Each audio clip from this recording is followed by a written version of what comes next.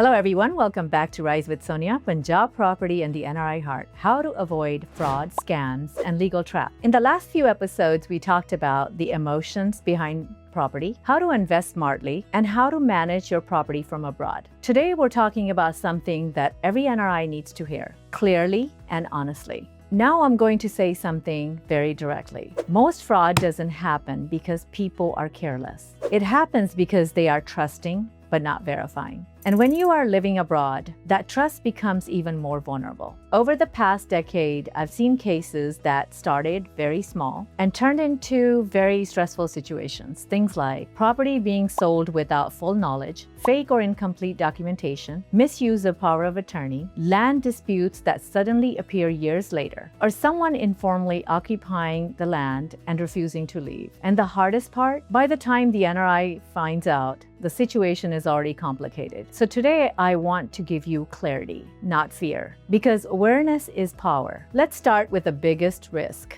blind trust. We grow up believing, apne log hai, family hai, koi problem nahi aayegi. And again, intentions are not always wrong, but systems are often missing. And in property, good intentions without structure can still create problems. Second, power of attorney misuse. This is one of the most sensitive areas. A power of attorney is a powerful legal tool, but it should never be open-ended, vague, or given without legal understanding. I've seen situations where people sign documents casually without realizing the level of control they're giving away. So if you have a power of attorney or are planning on one, make sure it is clear, limited, and verified. Third, not verifying documents independently. Never rely on sab clear hai, paperwork theek haga.